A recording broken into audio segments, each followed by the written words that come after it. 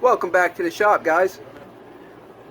In this video I will be replacing the steering stem bearings on this YZ125. They're getting a little bit gritty feeling. This is going to be pretty much the same steps on any of your motocross bikes, Japanese or even the KTM. For the most part, it's all the same stuff. Doesn't matter if you have a CRF 450 or a RM125, it's pretty much the same stuff. And I'm going to show you two or three different ways of doing this depending on what tools you have. I have a press back there, but not everyone has a press. I'm going to show you how to do this without a press, with a press, with a blind bearing puller, without. I'll also be showing you how to do it with this Motion Pro steering stem bearing tool. You'll hear me say in the video that that in the past these type of tools didn't work on the Yamahas specifically because that bottom bearing's on there so tight that sometimes it ends up just breaking the bearing. But my friend swears this one works. He lent it to me to test it out, so I'm going to test it out in this video right here, and let's see how it goes. So I'm going to show you all the different ways. This is going to be an update from one of my previous videos where I did it without this tool, so I'm going to include them steps in this video as well as the steps using this tool right here. I'll show you all the different ways, so no matter what set of tools you have at the house, with a little bit of creativity, you will be able to get through this.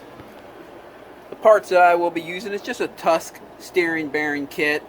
It's significantly cheaper than the OEM steering bearings for this bike, and these are just steering stem bearings for the most part, so I'm not too concerned about it as long as the bearings are good, nice and smooth. So alright, let me go ahead and open up the kit here.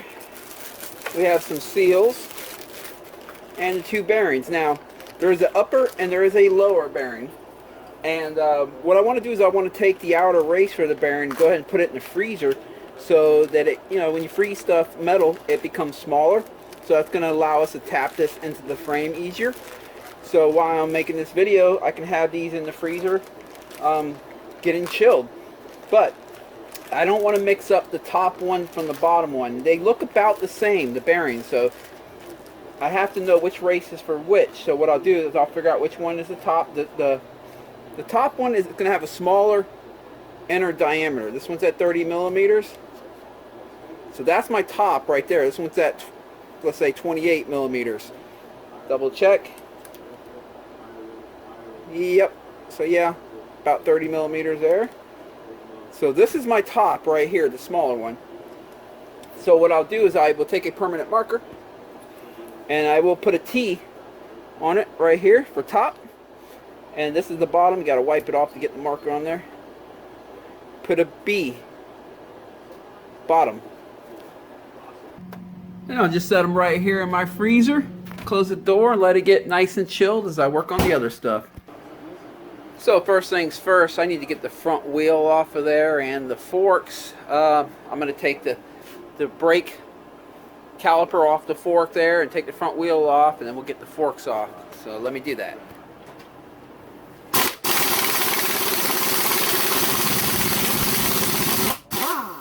I use a lot of Loctite on them.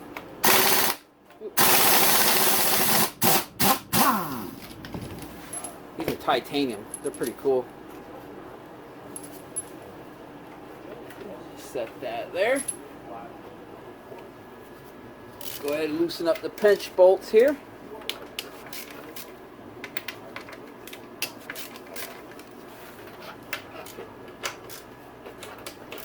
This bike only has about 56 hours on it. I bought it with 9 hours on it, and if you watch the video where I was putting the bike all together, like running through everything, I kind of noticed that the steering bearings got some water in them. I cleaned them up and greased them, and that bought me some time, but eventually caught me. And that was from the previous owner, probably using a pressure washer.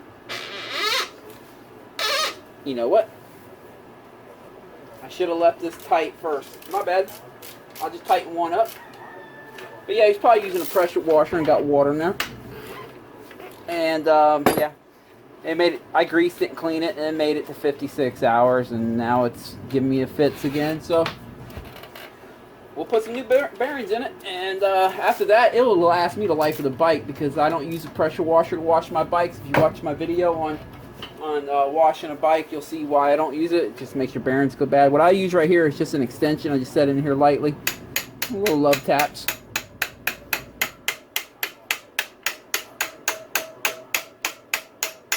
There it is.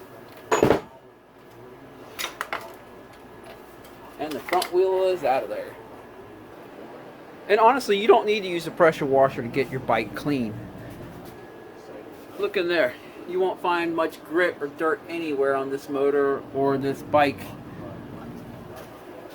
But again, if you're interested in getting your bike that clean and without damaging your bearings and stuff, without using a pressure washer, check my video on how to wash a dirt bike. Before you pull the forks off, if it's not your bike, like I know this bike, this is my bike, so I know these are set at 8mm, but if it's not your bike, you're doing this job for someone else, just take some time to measure where they had their fork height at, so you can put it back when you're done.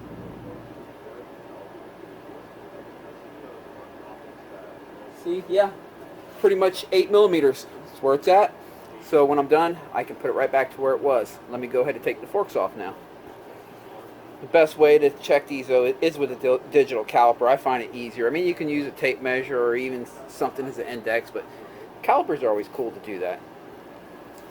And time to get the forks off.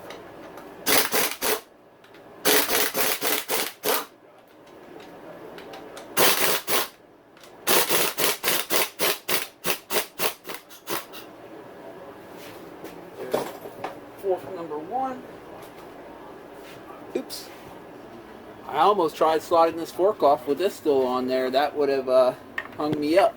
There's two ways, more than one way to skin a cat. You can take it off right here and leave the whole fork guard on, and just take the line clamp off there, or you can just take the fork guard off. I'm going to take the fork guard off and just let all this hang off to the side. There we go. I got the bolt out on the fork guard. I can just set this off to the side. I can leave that one on since there's nothing attached to it. Now I should just be able to slide this on down.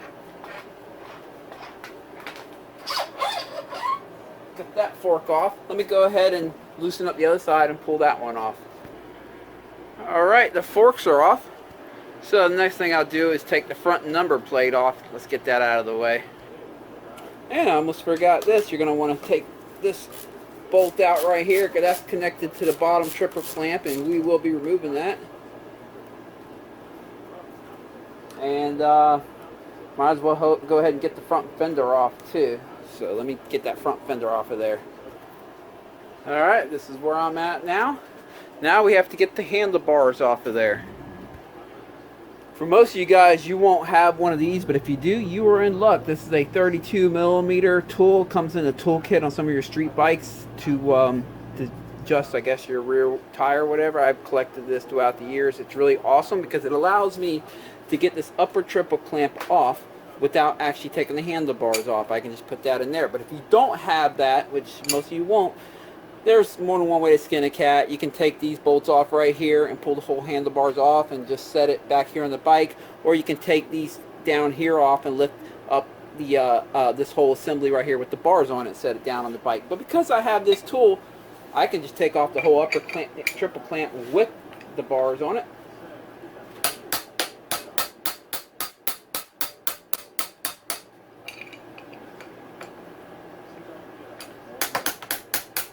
This tool is real convenient when you're at the track. If you have to tighten up your steering, you can loosen this up, tighten that up there, and then tighten this back down without ever taking your bars off. This is really cool to have. If you have one of them, throw it in your toolbox for when you go to the track. The nut might hit right here like it is done, but all I have to do is just wiggle this up a little bit. There we go. A little more. Alright, collect that washer there. There we go. And now what I will do, let me slide this back to show you, is I'm just going to take this off and just set it real gently off to the side and out of my way.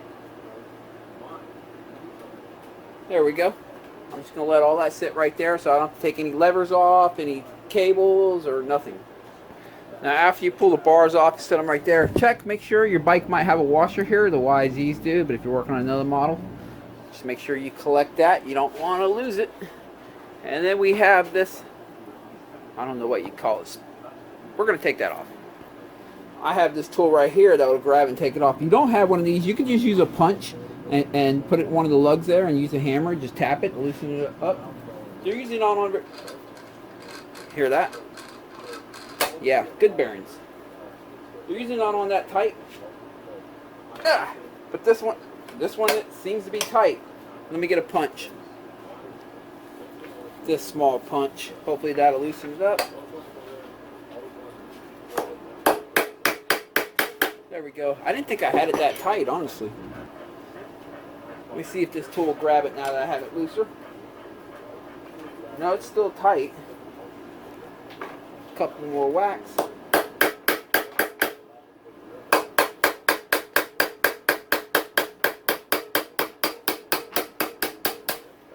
Now the tool should be able to get it off of there. Let's see.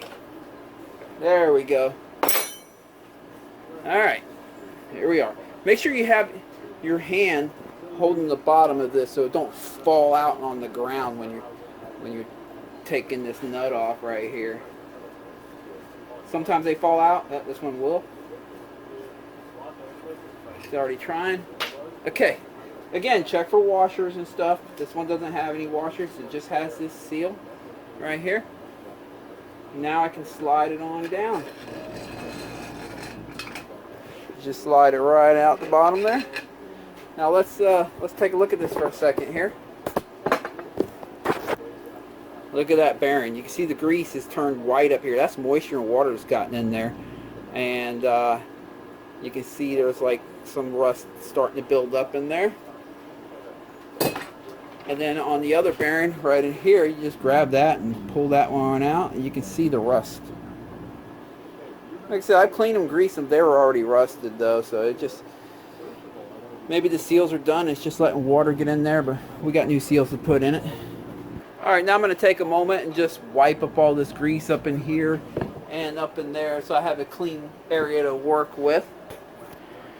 Alright, got that cleaned up. I'm going to leave them in for the time being. Normally, I would just knock these out right now and knock the new ones in, but I'm going to leave them in for you guys that don't have a press because I'm going to show you how to do this also if you don't have a press. So, alright, the next step is we have to get this bearing off of the steering stem right here. This is probably the toughest part of the job right here. I'm not going to kid you.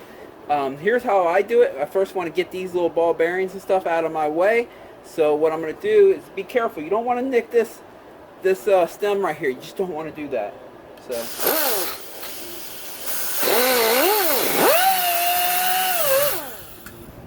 I think that's good enough. And if you don't have a grinding wheel like that, you can just even use a flat head or a punch and a hammer and work it off after, you know, speed it up a little bit. Let's see what I can do. There goes one bearing.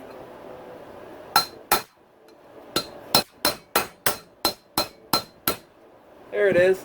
See, like I said, it's not too hard. Get that part off.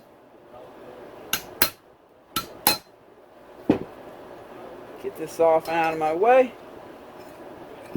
Alright, let me clean up this area a little bit. Okay, now that I have that off of there, I didn't mean to break that lip, but that happens sometimes. Okay, we're just going to dive right into using this tool, but if you don't have this tool, you're not planning on using this tool, you're planning on using chisels, grinding wheels, that type of thing. Just go and fast forward to the time stamp right here, and that'll cut you right past all this. But if you're going to use this tool, well, let's try it out.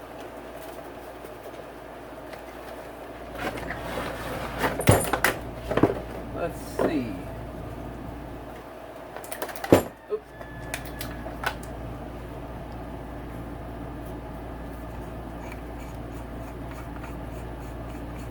See if you're supposed to pull this off the bottom here. There we go. There's supposed to be some protector things in there stuck in there. There it is. Okay, now we have all these little Allens right here and this little thing that bites this lip right here. So let me get an Allen key so I can loosen that up. Wait, hold on. I'm supposed to take this tube off. I actually did watch a video on how to use this tool before I used it. I've used tools like this in the past, but they didn't work very good on the Yamahas. Some of the other brands, KTMs, Hondas,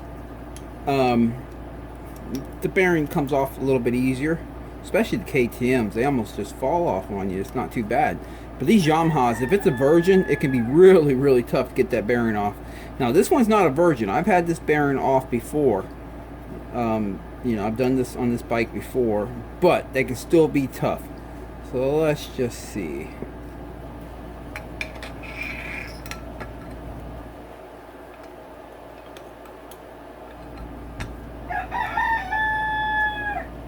Like I said, I've already watched a video on how to use this specific tool. You just hand tighten these. Now my friend Miguel told me not to use heat. He suggested not to use heat, so we're not going to be using heat on it.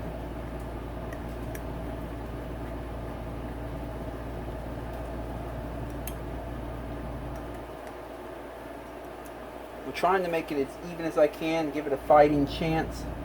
So let me take care of this and I'll be right back. Okay, I believe I have it pretty equal. Again, you don't want, he told me not to go too tight with it, and so let's see. I mean, it makes sense because you're only going to squeeze the bearing onto the shaft.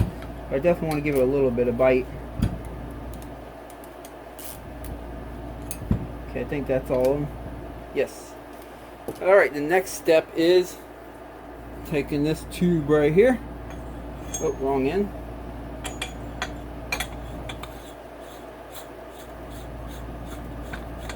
I gotta admit, it's pretty cool.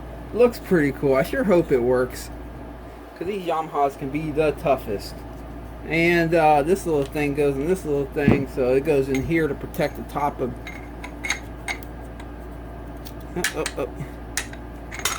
There we go. See, I have it in there like that.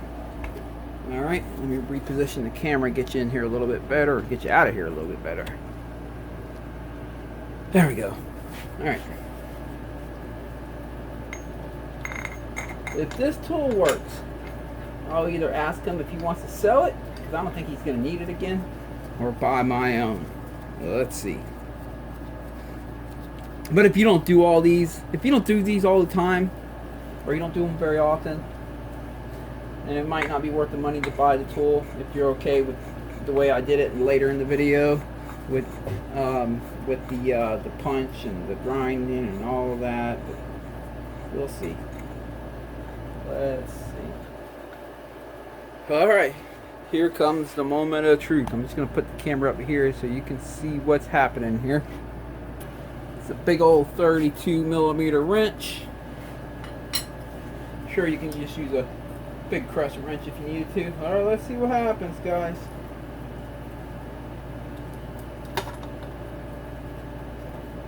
Ha!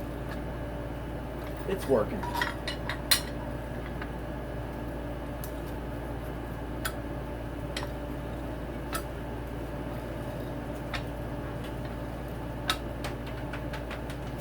I think it is.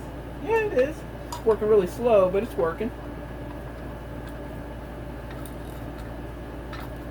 I'm tempted to just use my impact instead of all this wrenching, but then if it breaks the bearing, oh, then I'll be blaming the tool when all along it could have just been the impact. So let me just continue to wrench it by hand here. I just want to get it done fast. Get so used to using power tools, and you got to do stuff like this the old-fashioned way. It kind of sucks.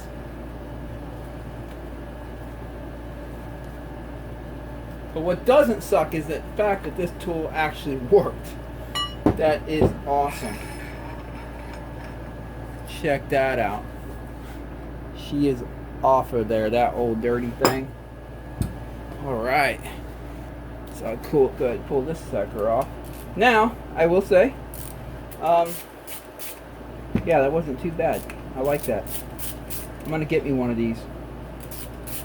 Either this one right here if he wants to sell it to me, or just get my own.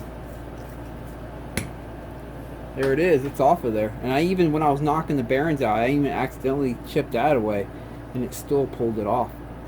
That's pretty cool. That's good to know. I'm gonna be getting one of these Motion Pro steering stem bearing tools. It works. Has different fittings for different bikes. It will also push the bearing on for you, so let's try that out. Okay, brand new bearing. This time I chose to go with the OEM Yamaha bearings. The reason being is because after I used them Tusk brand bearings, I found that the upper triple clamp was sitting just at 1/4 millimeter lower because of the bearing. And I'm a stickler when it comes to fork heights and stuff, and I like everything to go back exactly the way I left it. So going back to the OEM bearings this time. Anyway, that's what all these things are for right here, is to actually install the bearings. So what I did is I slid, make sure you have the surface all nice and clean down here. I've slid the bearing on, try to get it as true as you can to start with. And where is it? I have, for this bike, I have this adapter right here. If you have a different type of bike, it might be a different size or whatever, but whichever adapter you use. Let's see. Okay, that fits on there just like that. Okay, so I need to screw it onto this.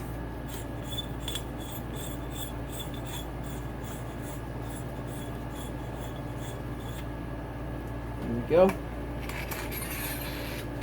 Slide it onto there. And I'm supposed to be able just to hit the top of this thing with a rubber mallet or whatever. So let me get you back further so you can see the process. Let's see if this thing works. I got a press here. If it gives me too much of a struggle, I will use a press. I'm not gonna, because it's not my tool. Just to be safe, because this is nice pretty aluminum right here. I'm gonna screw this thing back on top. Alright, let's see how this goes.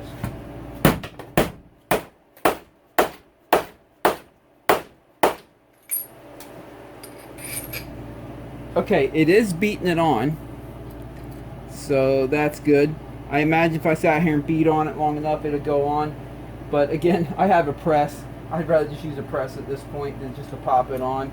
But if I didn't have a press here, I would just take the time with this tool and keep beating it. One tip, if you use this tool and you want to get your bearing on, if your bearing doesn't have, if your bearing doesn't have this rubber piece that's permanently attached to it right here, you can heat the bearing up pretty good. Don't want to get it blue hot, but you can get it pretty warm, and freeze this in the freezer, this whole lower steering stem. Heat that up, get it nice and hot, but don't blue it, just get it nice and hot if it doesn't have that rubber. And at that point, then you do this, and it'll go on much quicker and easier. Or you can just do like I was doing here. I'll give it a couple more whacks, but I think I'm taking this to the press. And you can just whack it.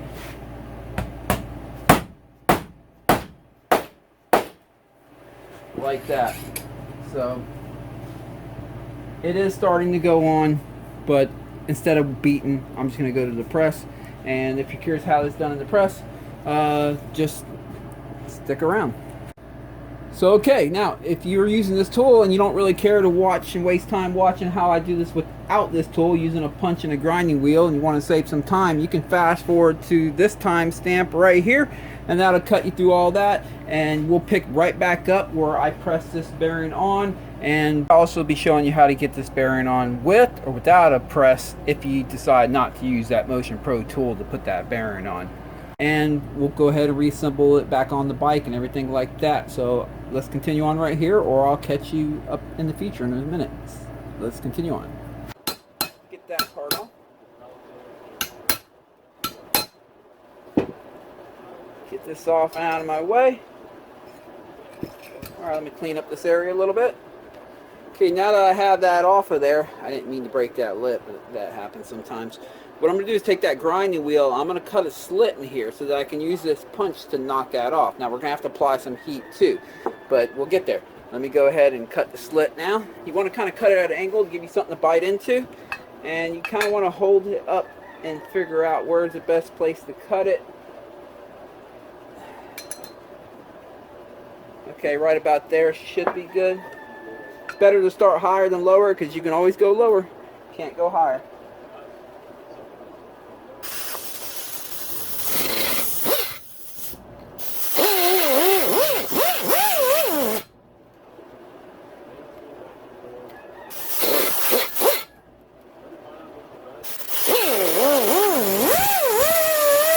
And you don't want to cut all the way through that. Again, you do not want to hit your steering stem. If you nick this steering stem, just buy a whole new lower triple clamp. You don't want to damage it. I mean, you don't want to ride with it like that. All right, let's see. Let's see what I can do here. Make it a little bit wider.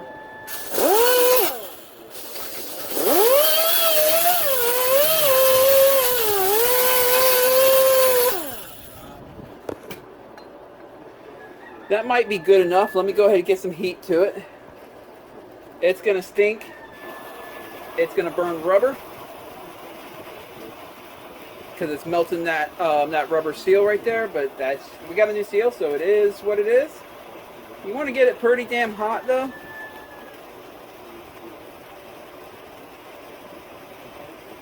Just giving you an idea about how hot you need to get it.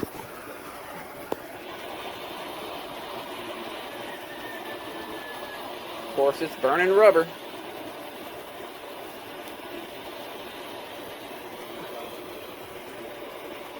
All right, let me get my punch out, see what we can do.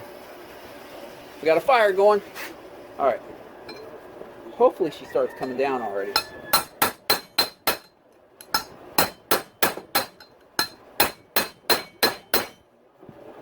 Not yet. Let me put a little more heat to her. I'm just going to let it sit right there and get that thing nice and toasty. Okay, let's try again. See if she budges.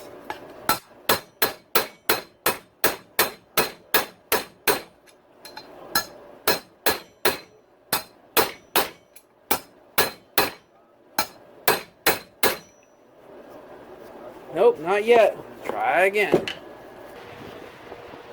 Alright, so 9 times out of 10, that method will actually allow you to slide that race up off of there, and sometimes it just doesn't work out as planned. This is not working out as planned. So, we're going to move to plan B here. But I highly suggest that you try that first, because like I said, 9 times out of 10, you can get them off that way. But this one's just being really stubborn. Instead of it coming off, it just broke a corner of it off. With the grinding wheel, I'm going to shave a little more of this material off right up here without trying my best not to touch this or that with the grinding wheel. But just thin it out a little bit. Since that cracked right there, if I can crack it a little bit more, then it'll just slide right off. So let me go ahead and do that. I did mention this is not a fun job, right? This is not one of my favorite jobs. So, grind away at it a little bit more, being real careful.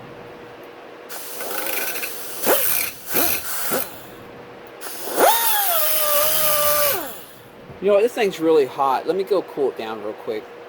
Alright, work at it some more.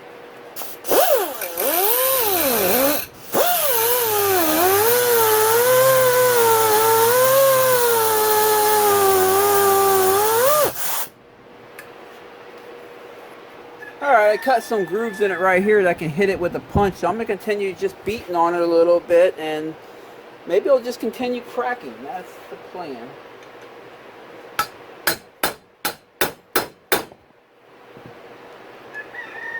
Let me get the heavier hammer.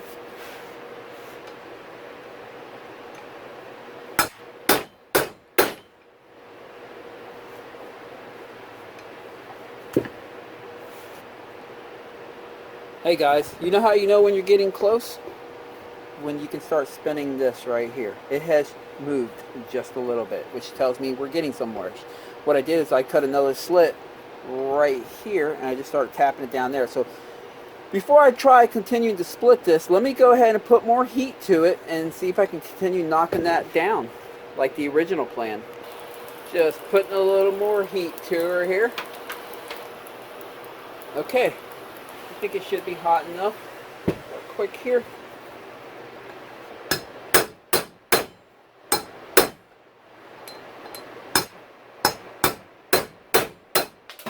Great.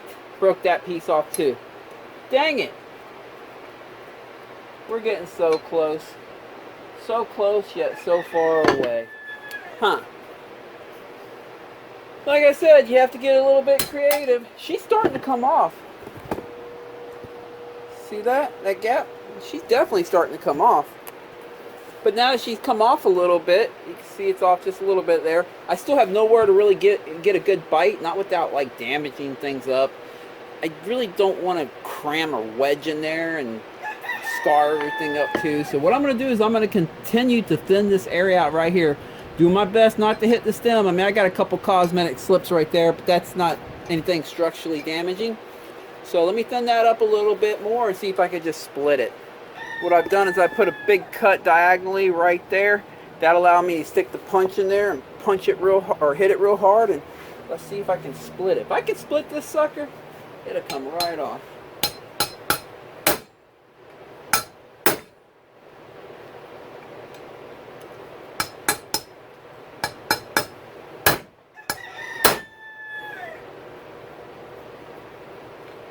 see if I can... Nope, she's still on there good. Alright, let me thin it out a little bit more. Alright, damn it.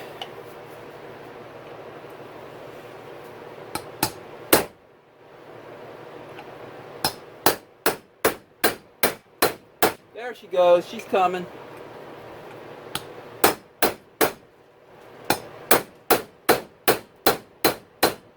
Didn't split like I wanted to, but she's coming down.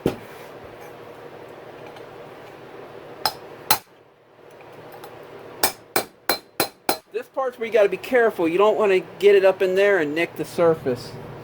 So just take your time.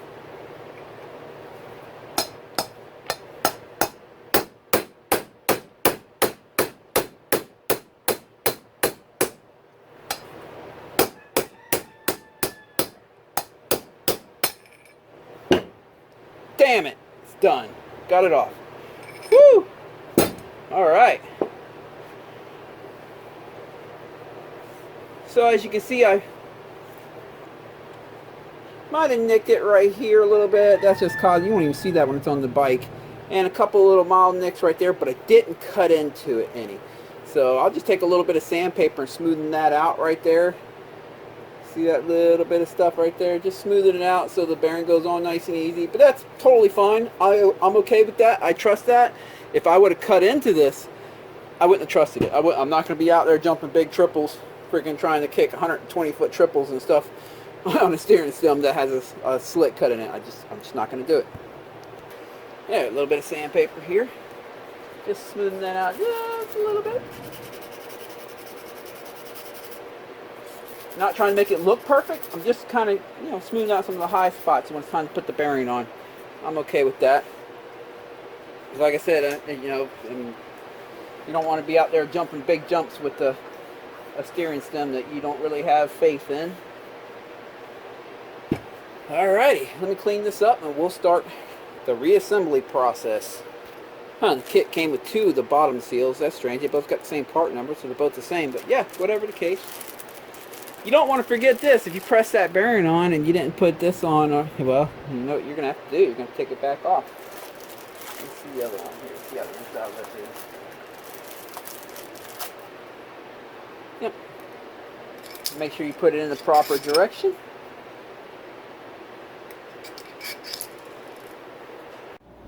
Okay, for you guys that do not have a press, here's how I have tackled this in the past without a press. Grab it with a set of pliers, needle nose, or vice grip needle nose or something, but grab it in a fashion like this, at an angle like I have it, so you don't put any pressure on this bearing, because you don't want to bend that cage there. Because we have the flame going again, I'm going to heat it up. Let me put it up like this, you can see. Now you don't want to heat this bearing up so hot that it turns blue. You just want to distribute the heat around it and just get it pretty hot and toasty. If you get it hot enough, for the most part, it should fall right onto that steering stem and right into place. I have a press, so I really don't need to do this, although I'm going to do it, just get a little bit of temperature in it to get it down a little bit and get it started. And then I'll show you how to continue getting it on if it doesn't go all the way down with the heat without a press. Now, again, don't forget that little seal on the bottom. You forget that, you'll be having to take the bearing back off, which usually means destroying the bearing. You don't want to do that. And again, you want to move the heat around on the bearing. Don't sit on one spot too long where you turn that spot of the metal blue. Just get it pretty nice and toasty. And let's see how this turns out. Let me go ahead and drop the camera here so you can see when I go to set it on. Let me get some more heat on it since it obviously cooled down just a little bit right there.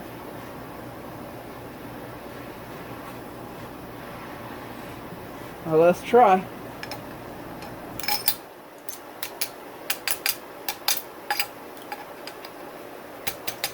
Well, that's as far as that one went.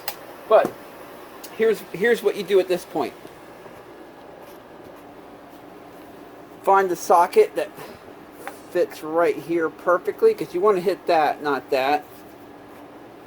And this is why I said save these outer races for the end.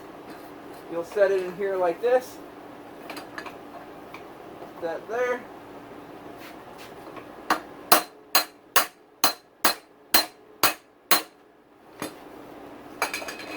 And that's what you're going to do. You're going to sit there and pound it until it falls into place.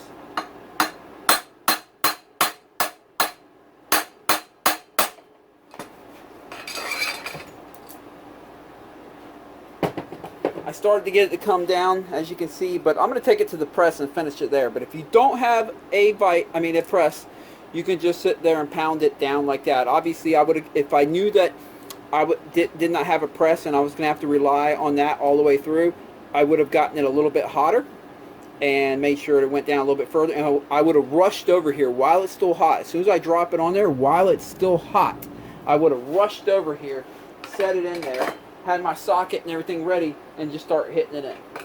But I don't have to do that because I have a press. So let's go to the press.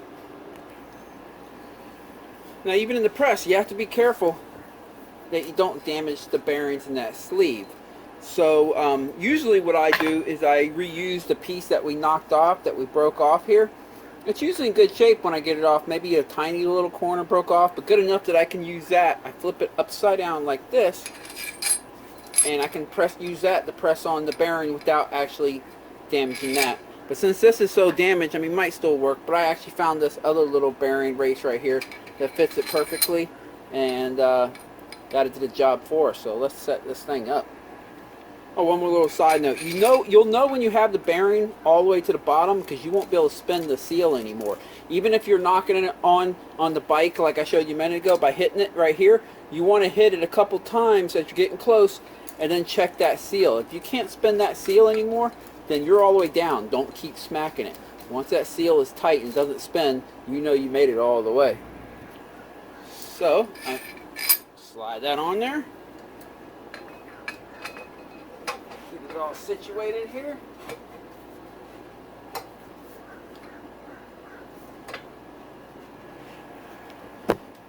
Well, actually, I wasn't able to get this a tight enough spot here, so I'm going to have to do some improvising here. And let me slide this back on. I'm going to add this thing right here. It's a little bit fatter. Let's see how that does. I think that'll work. Okay.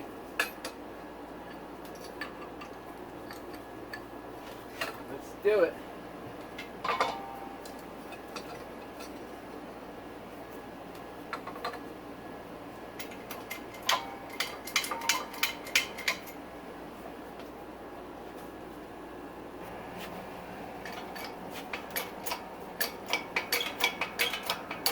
Pressing her down, nice and easy. When I get close, I'll start checking that seal. Right now you can see it can spin in there, but when I get close, it should stop. When I get it tight, it shouldn't be able to spin anymore. I can spin it a little bit. Can't spin anymore. I'll give it a little tug just for good measure. There we go. That should be good. Let's pull it out, take it to the bench, and take a look. Good, and all I'm looking for is that I can't spin that seal, so let me try as hard as I can. Nope, I can't spin it, so that I can assume that bearing is all the way down on the bottom, pressed against the seal. That's what we want. Now I got to knock this sleeve off. Luckily it has a lip on it, and if I would have used the old bearing to do this work, I would have put it on that way, obviously, because the more narrow end will be in here so it doesn't damage the housing, and I would have had this big lip right here to knock it off. Doesn't take much at this point to get them off, because it's only on just a little bit.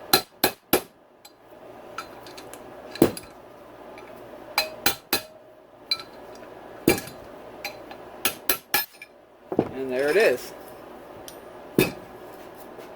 She's good to go. So that is the hardest part of the job right there. All the hard stuff's out of the way. All we got is some of the medium to easy stuff left. So now it's time to get these bad boys out of there so we can put the new ones in. If you don't have a blind wheel bearing puller or some type of puller to pull this out, I'll show you another way you can do it real quick. You can use punch drift, whatever the hell you want to call this. with a nice flat end. Now you're going to want a nice sharp flat end. You see how this one is like rounded? I've already used this one to knock out a few bearings in the past. So what I'm going to do is I'm going to take my grinding wheel and sharpen it back up. There you go. I got a nice sharp edge on it right there. You want that because you don't have a lot of meat to grab on this thing. Let me show you. I'll just show you on the top one. Just know the bottom one is the same. But what you'll do is you'll run it all the way through here. And you want to hit, here we go, you want to hit the bearing. You see, you don't have a lot of space there to grab onto. It's just a tiny little bit. Be careful. Do not hit on this spot right here. That's your frame. Let me get the light in there. That's your frame. You'll damage your frame. Don't do that. Make sure you're only hitting the inner race or the outer race right there. Like that's a good place right there. I can hit it, and from there I can hit it down here with the hammer. You'll pop this side up just a little bit. Then you come over here to the other side and you pop that side up a little bit. After you get this one off, you do the bottom. The bottom's the same thing. Let me get a light up in here and show you. If it'll focus on it, you can see there's not a lot of lip in there. So same thing as the top's not a lot of lip. Some bikes have more than others. These aren't too bad, these aluminum frame YZs. I've worked on some of the steel frame bikes that they give you like hardly any lip. You just got to make sure your tool is really sharpened up to catch that light nice a little bit and tap it out. The good news is they're really not in there that hard. So once you get a good bite on it, tap some hammers, you'll start seeing it move right away and just work it out. Or you can have, if you have a blind wheel bearing puller kit or whatever, these work really good at doing it too. You can buy, I think I bought this kit on eBay for like $40. Well worth the money. Let me show you how this works.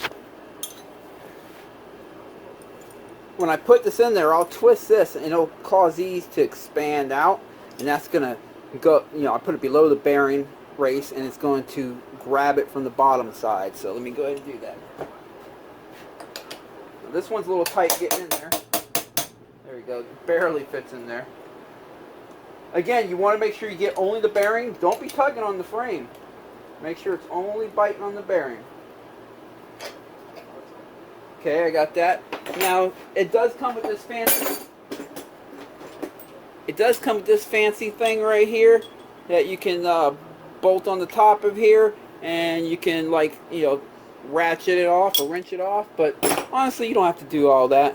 You can use like a long extension, or I'm just going to use this long bolt right here, slide underneath it here, and just hit the blind puller. Oops, started coming out. Let me tighten it up again. Alright, let's see if I got a better bite on it this time. It's actually started to move. You know what, let me get you in there a little bit closer. Alright, hopefully my camera doesn't fall over. Let's try it again.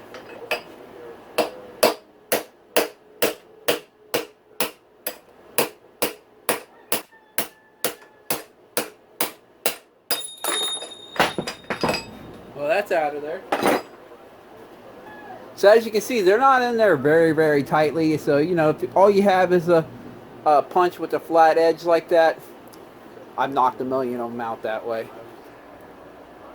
And the same thing for the bottom. Same exact thing. And actually, since I got the top one out, I do have the luxury of just dropping this one through. It doesn't get stuck like it did. There we go.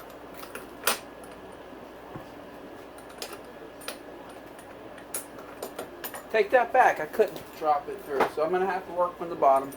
Alright, because this blind puller, even though it's fully retracted, or whatever you call it, it still fits a little tight in the bearing there, but I got it in. Alright, center down. Again, you want to make sure you get only the lip of the bearing and not the frame. So make sure you're not beating up and tugging on your frame.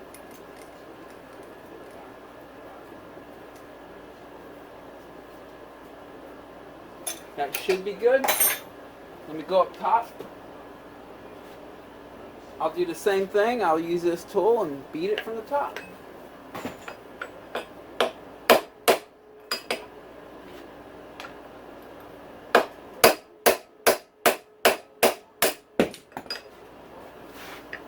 Oops, didn't have a good enough bite. Let me put it back in there. Alright, let's try it again. I will say she is almost out. I mean, she started moving at least. Alright, try it again.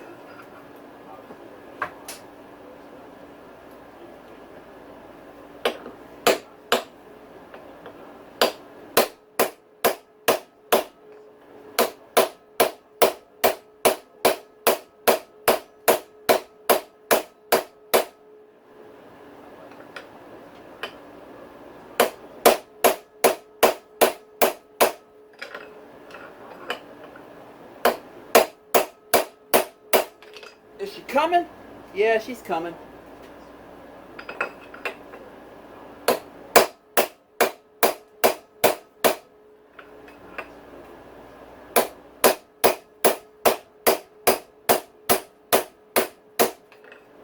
Feels like it should fall out any minute now.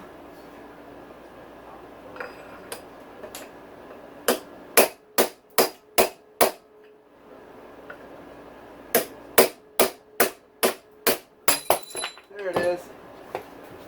Alright. And we got that one out of there. Just cleaning this area up real good, both top and bottom. And making sure I didn't nick anything, so when the bearing goes in there, it goes in there nice and flush. I want to make sure everything's in good shape. If I nick something, I have to, you know, kind of mend it or bend it or mash it back in place, I will, but usually I don't. And this came out good.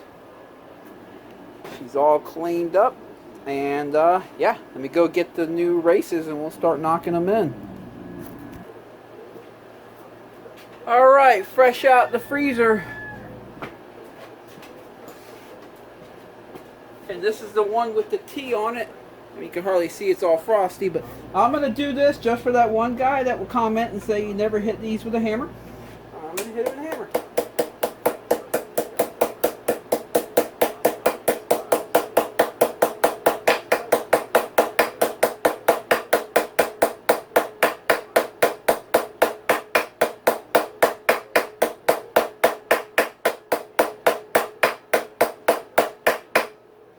So that's why I freeze it, because it does help this start off easier.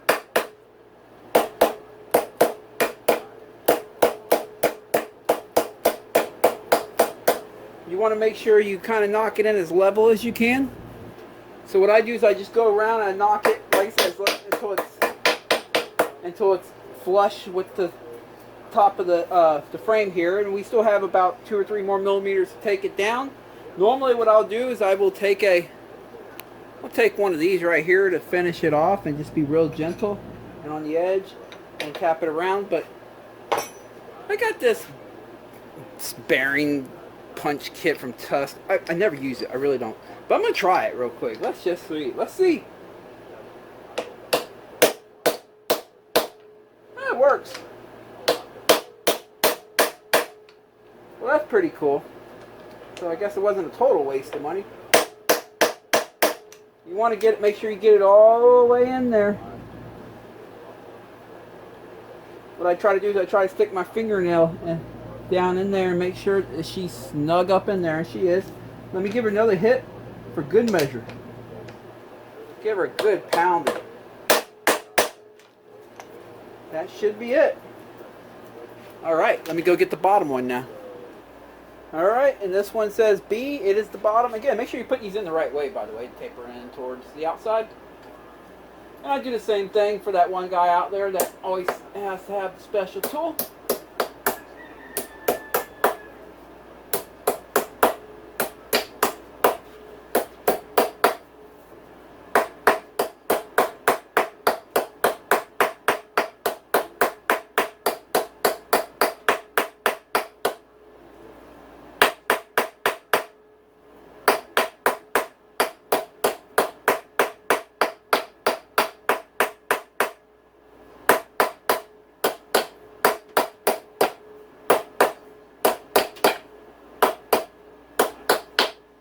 By the way, I have never damaged one of these by using a hammer. That is such hard metal. We're hitting the edge the bearing never rides on anyway. So, let me look in there, make sure everything looks good. Yes, it does. Okay, I got it flush with the frame. Now I'm going to try, again, in the past, normally what I do is I'll take this right here and I'll finish it up with this, or you have another option which I will show you. The other option is using one of your old bearings. Set it in there, set a socket on it, and you can use that, hit that. Now, I've done this a million times. There's going to be someone that says you don't do that because it can damage this. I have noticed that it makes visual marks when I have done this in the past, but it doesn't seem to affect anything. When I tighten the steering, it's nice and smooth. So keep that in mind. Although my preferred method usually is just to take my time with something like this and make sure it's got sharp and work around. But since I got that Tusk bearing insert whatever tool here, let me try that again. Let's see.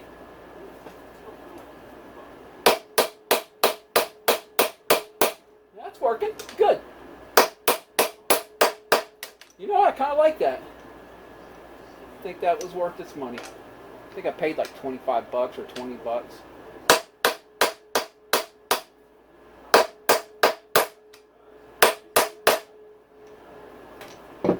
That's looking like it's in there. Now, while you're cleaning out the moisture out of here, and I have moisture in here, and even though I did this job once, the reason I'm having to do it again is because I didn't get all the moisture out. You see this bottom radiator bolt right here? Look at this. You see that moisture that's on it?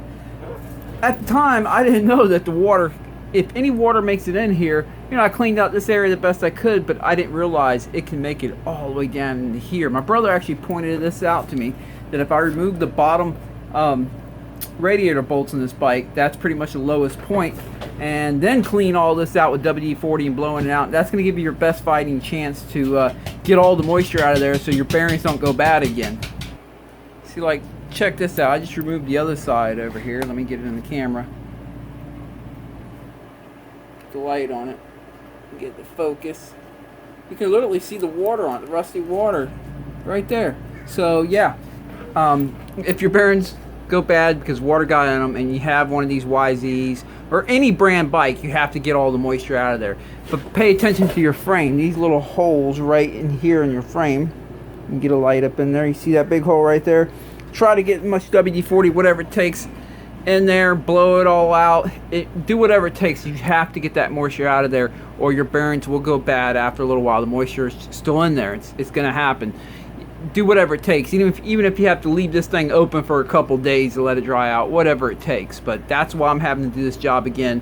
This bike only currently has 124 hours on, going on 125, and I'm doing it again. So, all right, let's continue on. Okay, I got the bearing on the shaft all greased up, got the upper bearing all greased up, and I put some grease on the two races in there, so let's slide her together.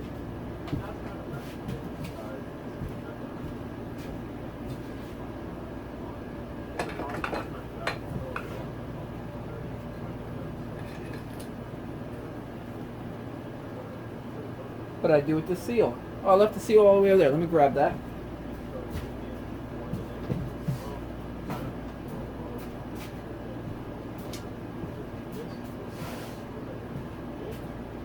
Almost forgot the seal. Now make sure you get the seal up in the groove good, like the lip. Make sure it doesn't fold over. There we go.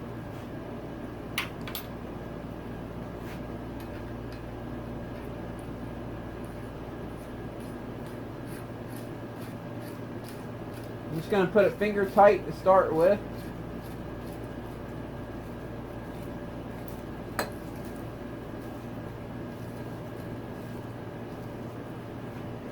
All right.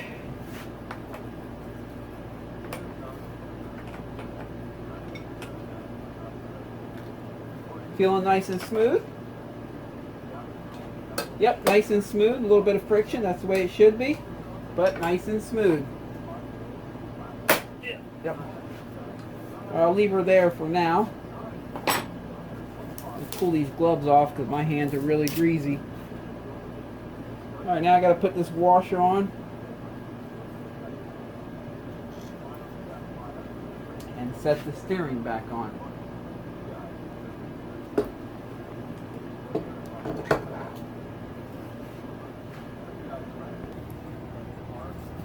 Put this stuff back on here.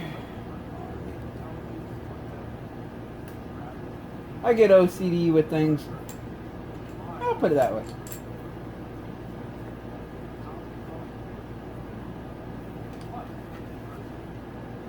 Gotta lift it back up a little bit, get the nut on.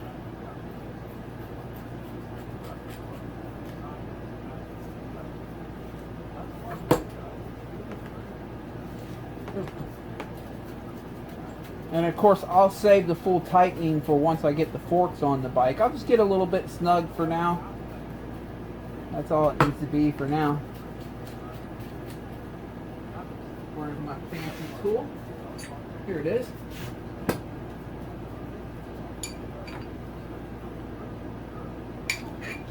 Alright. Got the steering on. Let me go ahead and slide the forks in now. Sometimes these forks can be a little tough to slide up in there. You can take a flat head. There you go. Loosen it up a little bit. Make sure this is lined up.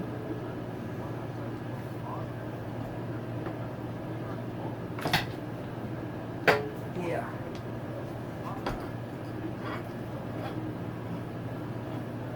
There we go. And pop the other one in. Alright, the forks are in place. Before I go any further, I'm going to go ahead and set the fork heights back to 8 millimeters. Alright, I have this one set exactly at 8 millimeters. So what I'll do now is only tighten just the top triple clamp bolt, because we still have to make sure that the upper triple clamp and lower triple clamp are aligned, and that's done once everything's all cinched in. So I'm only tightening up the top for now just to hold the fork height, but that still allows a little wiggle between the two triple clamps until I get the other fork where I want it. I'll go do the same thing to the other fork and I'll be back. Okay, I have both the fork heights set at 8 millimeters. What I'll do now is I'll loosen this back up. Right?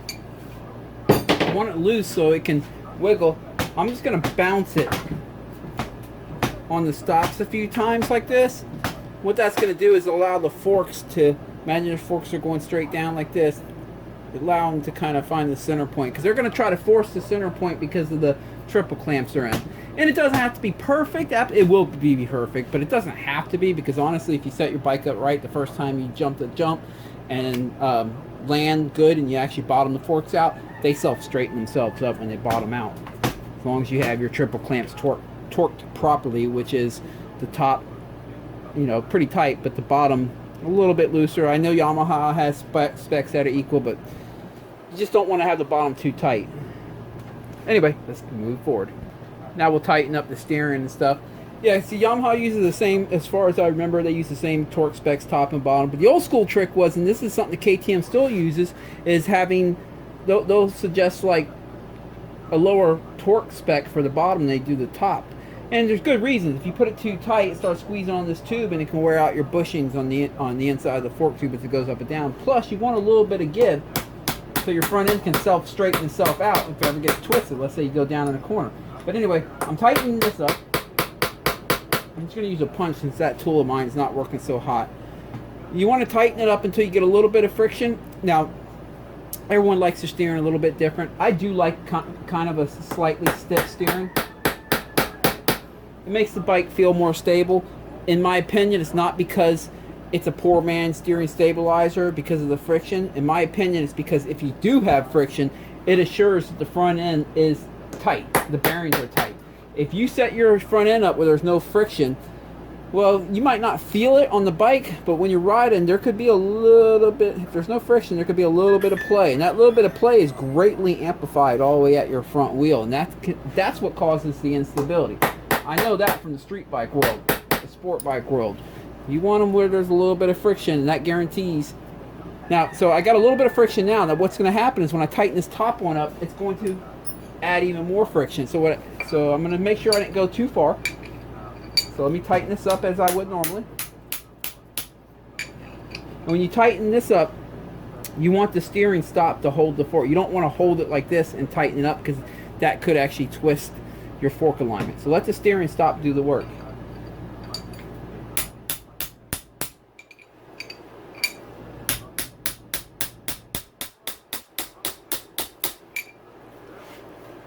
That's pretty damn stiff right there. You know, I think I'm going to back it down just a little bit. So let me loosen it up.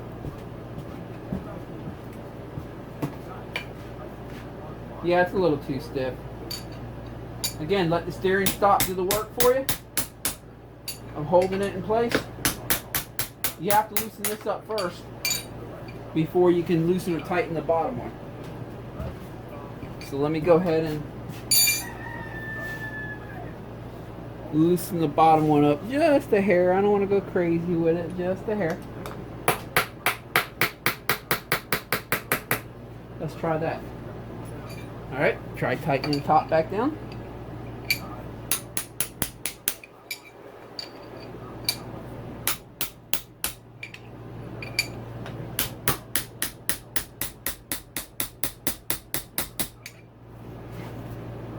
Still a little bit too much for my taste. Let me do it again. Alright, I just loosened the top one up. You can see there's like less friction now that that's loose, because that when you tighten this up, it actually does push this one down a little bit tighter. That's why I have to loosen that one up. Take it a little bit looser. Alright, tighten it back up, and now let's see. I hope this does the trick, because I don't want to keep doing this. Let's see. That feels good to me. A little bit of friction, just the way I like it. Yeah, I like that. Alright. Okay, now I'll go ahead and finish tightening up the triple clamp bolt to hold the fork on. Alright, got the front number plate on and the front fender. Now let me just go ahead and put the fork guard back on. And I got the rotor on and the front wheel in place, although I still have to tighten it up. Now this is a step that you want to follow pretty closely. In the old days, they used to tell you to leave your bottom leave your bottom fork axle pinch bolts here loose and compress the front end to align your front end, as they call it. And that used to work back then, but let me show you what I mean. While these are loose, you want to get this tight first. Sometimes you have to tighten up back here real quick because the whole axle will spin, which I'll do that right now. Just to make sure I get it good and tight. There we go. Alright, now let's go to the other side and I'll show you what I mean. With the axle nut over here on this side fully tight, yet, let me loosen these back up, yet all the pinch bolts are loose. This side is positioned, it's locked in between that spacer and the nut. It cannot move, the fork cannot slide left or right any. However, on this side it can. You see that little bit of wiggle? Now what happens is some people just throw their front wheel on, tighten it up and go. But if this is pressed in like that, as your front end compresses, as the forks compress, now that the forks are pinched in tighter, that tight spot is going to come up here to where your forks are at. It's going to cause a bind. And or if they're spread out as it comes up, it'll cause a bind. What that does is it wears out your fork seals and your bushings, and you end up getting fork seal leaks and stuff. And not only that, more stiction, more friction, and I have even seen the inner chambers get worn out because of the rod on the inner chamber because of that. So you have to get this aligned. In the old days, they used to tell you to keep this loose, get on the bike, grab the front brake, and compress the front end a few times, and this will magically find the sweet spot. That's what they used to tell us. The thing was, in the old days, you could get on top of a bike, suspension was soft, you can compress it almost all the way down. Sure, yeah. But nowadays, man, you get it compressed maybe that far. You can actually put this off like that, compress it, and you see it won't even move. The right way to do it is to feel it and find this center point. Now, sometimes what helps is if you take a flathead and you open it up a little bit right here. That'll give you a little more feel. And then you can find the center point. So you wiggle it, you'll feel it gets stiff on this side. See how it comes out back out on its own? And you pull it out, it's a little sticky, but if you pull it out far enough, it should. But yeah, it's getting a little sticky. But anyway, you get the idea. So what you do is you just feel it. You'll feel it springy. You find the center point. That's the center point right there. Now I'll take the flathead out, and you tighten it. Now you tighten it up. Now you tighten up all your pinch bolts, and now you can be assured that there will be no bind. You'll get long life out of your fork seals and everything like that. Let me tighten up this side. You can go tighten up the other side now. You like them fancy bolts? Some more titanium hardware I've collected throughout the years. It doesn't save much weight, but it's cool. Ah, there we go. Ah, it's all done. Boy, that was a long video, huh? Nice and smooth with a little bit of friction. Set. And it's all done, part 2. Nice and smooth, just a little bit of friction. So she's gonna be good. Alright, while I had it off, I also put some new fork seals and fresh fluid in the fork. So I did the shock yesterday. So the suspension's nice and fresh for this weekend. Appreciate you guys watching this video. I hope it was helpful. This weekend I'll be riding Okeechobee Moto Bros Saturday. That's a really cool track. Upcoming video, I'm actually going to start a new series called, I'm going to call it Up to Speed. Basically, I have people bring me bikes from time to time that they just bought it used, you know, low hour bike, but it's a used bike, and they want me to run through it and get the bike up to speed. Fix the things that need fixing to get the bike good and track ready. So anytime these bikes come in, I'm going to make a video on it called Up to Speed for each particular model. The first one's going to be an RMZ 450. It's actually going to be the first video I have made on a RMZ 450 since I've been making these videos, so that's pretty cool. We got to check the valves on it. I have to fix the front brake for him, put a new chain on it. He claims the rear sprocket is warped and the rear wheel is like out of balance, so we're going to check all that stuff out, plus other things on the bike, and just make sure it's good and ready to go for him. But stay tuned for that. I also had a suggestion to do a power jet video for the YZ250 two-stroke. How to check the power jet, throttle position, sensor, all that on the carburetor on it. So I'm going to be working on a video on that as well. But anyway, I hope all you guys have a great weekend of riding. Thanks for watching this video. If you like this kind of stuff, you know what to do. Click subscribe, and have a great weekend. Catch you next time.